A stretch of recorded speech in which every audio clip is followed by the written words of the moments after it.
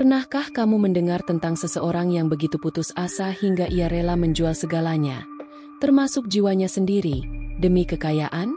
Kisah ini bukan sekadar cerita biasa, tetapi sebuah perjalanan penuh air mata, rasa takut, dan penyesalan yang terlambat. Assalamualaikum. Sebelum kita mulai kisah yang menggetarkan hati ini, mari kita bersama-sama membaca sholawat untuk Nabi Muhammad. Semoga kita semua mendapatkan syafaatnya di yaumil akhir.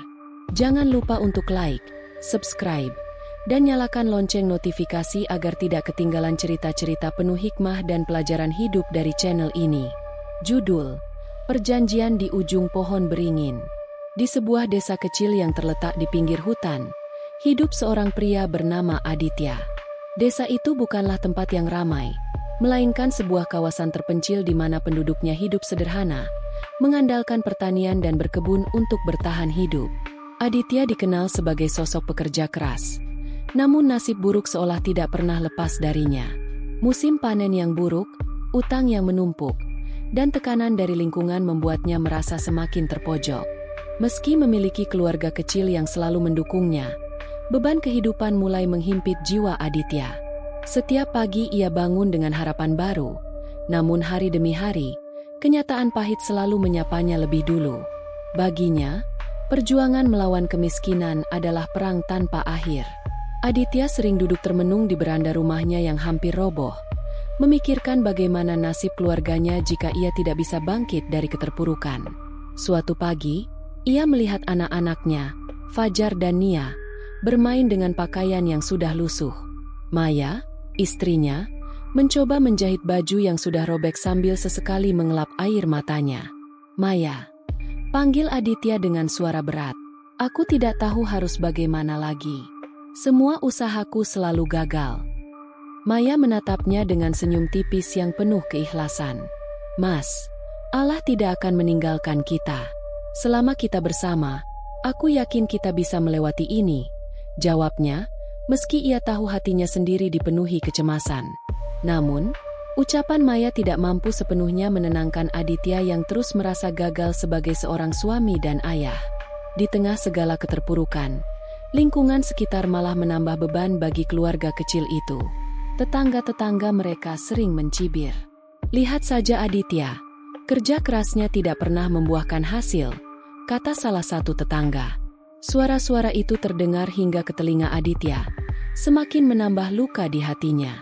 Tidak hanya itu, teman-temannya juga mulai menjauh. "Maaf, Dit, aku juga sedang kesulitan," ujar salah satu sahabatnya ketika Aditya meminjam uang untuk membeli kebutuhan sehari-hari. Penolakan demi penolakan membuat Aditya merasa dunia semakin sempit. Ia mulai merasa bahwa semua orang memandang rendah dirinya. Keputusasaan perlahan menggerogoti jiwanya. Suatu malam, Aditya duduk sendirian di depan rumah. Langit gelap tanpa bintang, hanya diterangi sinar bulan yang redup. Pikiran-pikirannya terus berkecamuk. Ia mulai bertanya pada dirinya sendiri, apa aku memang ditakdirkan untuk gagal? Dalam keheningan malam itu, tiba-tiba muncul seorang pria tua yang berjalan pelan mendekatinya. Pria itu mengenakan jubah kumal, dengan wajah penuh keriput dan tatapan mata yang tajam. "Kamu kelihatan seperti orang yang sudah kehilangan harapan," kata pria itu. Aditya terkejut, namun rasa penasarannya lebih besar. "Bapak siapa? Mengapa ada di sini malam-malam begini?" tanyanya. Pria tua itu hanya tersenyum tipis. "Aku tahu apa yang kamu rasakan, dan aku tahu ada jalan keluar untuk masalahmu," katanya penuh misteri. Aditya tidak langsung percaya, namun rasa putus asa membuatnya mendengarkan pria tua itu. "Apa jalan keluarnya?" tanya Aditya dengan nada penuh keraguan. Pria tua itu mengarahkan pandangannya ke arah ujung desa, tempat sebuah pohon beringin besar berdiri megah di tengah kegelapan. "Di sana, di bawah pohon beringin itu, ada kekuatan yang bisa membantumu," katanya pelan. "Tapi ingat, jalan ini bukan untuk orang yang ragu." Aditya merasa tubuhnya merinding mendengar ucapan itu. "Apa maksud Bapak?" tanyanya lagi. Namun pria tua itu sudah menghilang dalam gelap. Malam itu, Aditya tidak bisa tidur. Kata-kata pria tua itu terus terngiang di kepalanya, menambah kegelisahan yang sudah memenuhi hatinya. Keesokan harinya, Aditya memutuskan untuk mencari tahu lebih banyak tentang pohon beringin itu. Ia bertanya kepada salah satu tetua desa yang dianggap tahu banyak tentang hal-hal mistis. "Pak, apa benar pohon beringin di ujung desa itu memiliki kekuatan gaib?" tanyanya. Pak Raji, sang tetua desa, memandang Aditya dengan mata tajam. "Kamu tidak seharusnya bertanya tentang hal itu, Nak.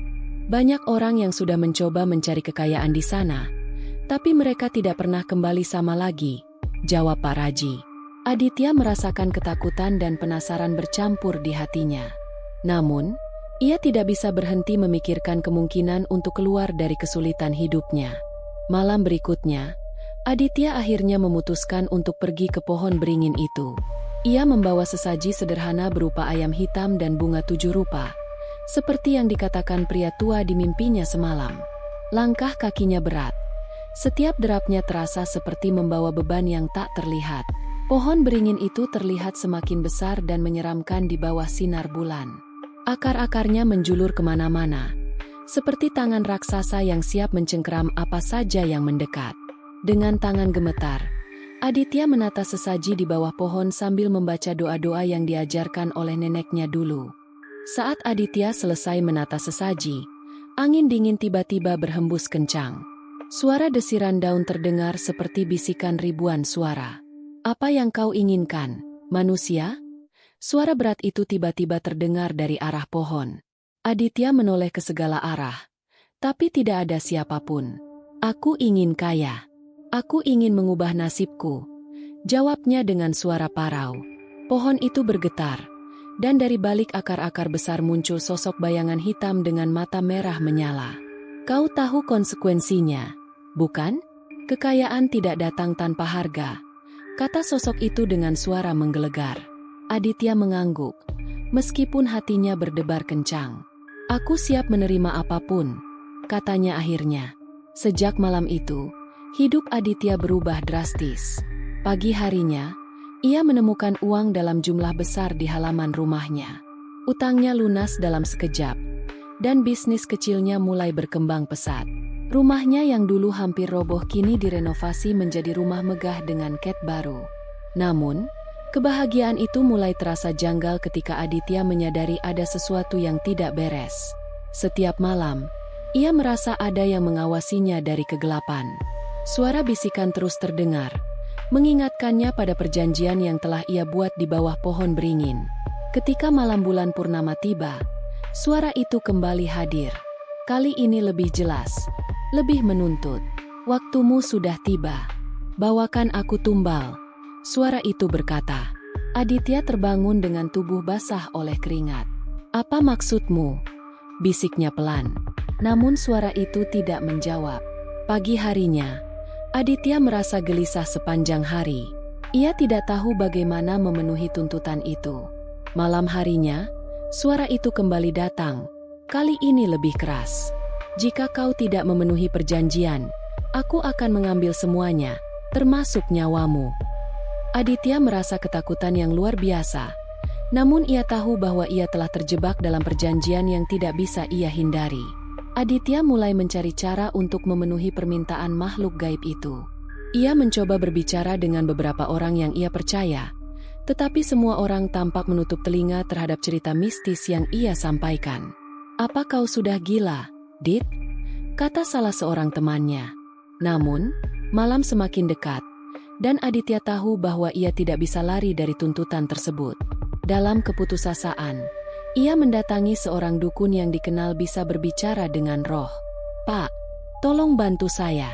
Saya terjebak dalam perjanjian dengan makhluk halus," katanya dengan suara gemetar. Dukun itu memandangnya lama sebelum berkata, "Kau telah melangkah terlalu jauh. Hanya ada satu cara untuk mengakhiri ini. Kau harus memenuhi apa yang mereka inginkan atau kau akan kehilangan segalanya."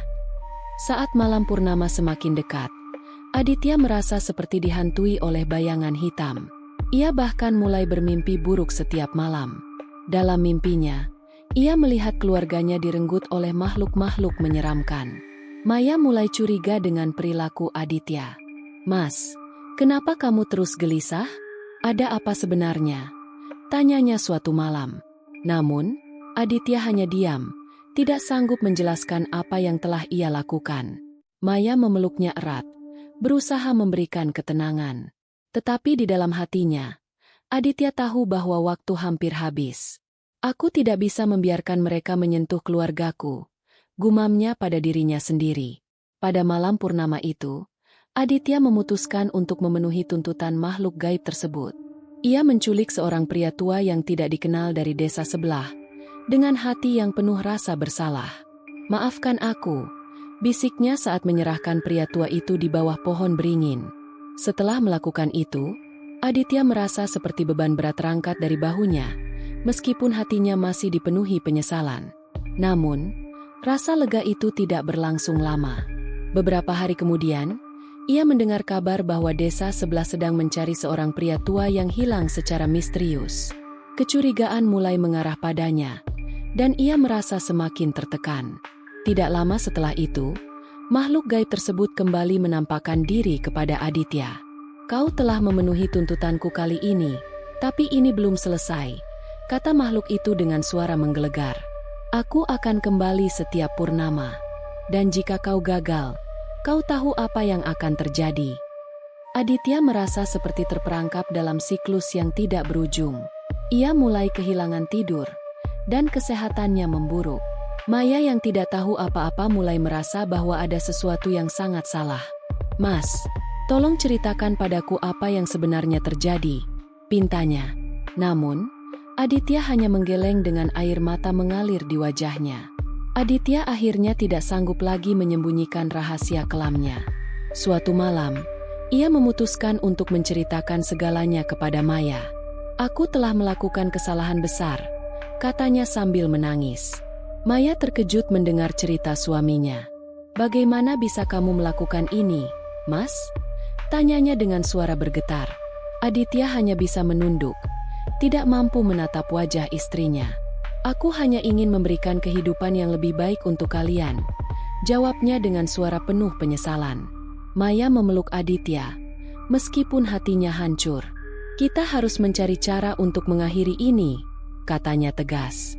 Namun, mereka tahu bahwa menghadapi makhluk gaib itu bukanlah hal yang mudah.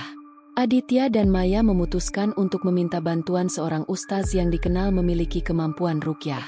Ustaz tersebut mendengarkan cerita mereka dengan serius. "Ini adalah ujian yang sangat berat. Tapi ingatlah, tidak ada kekuatan yang lebih besar dari Allah Subhanahu wa Ta'ala," katanya sambil memberikan air doa kepada mereka.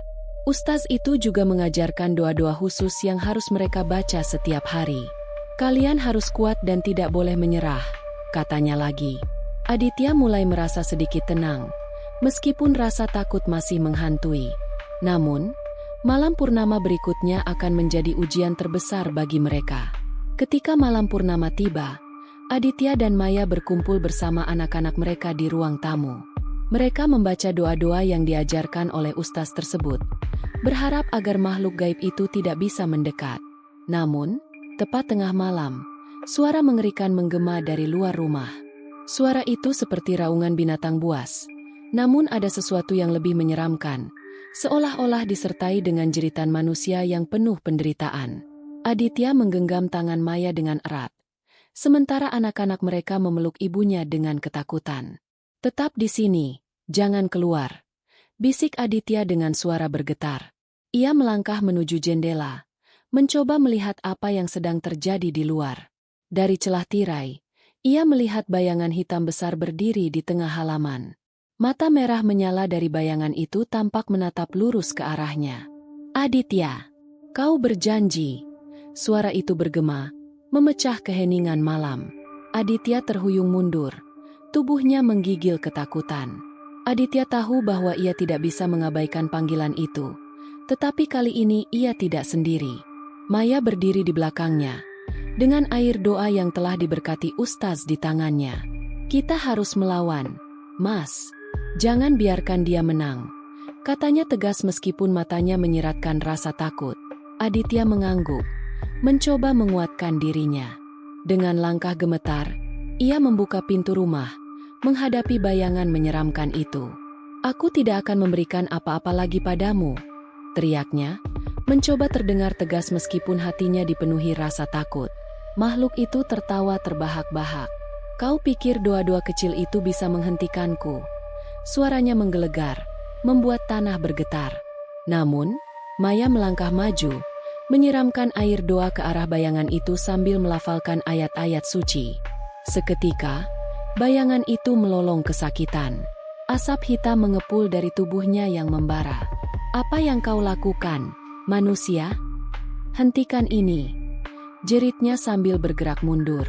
Namun Maya terus membaca doa dengan suara yang semakin lantang. Aditya, yang melihat keberanian istrinya, mulai ikut membaca ayat-ayat suci yang diingatnya.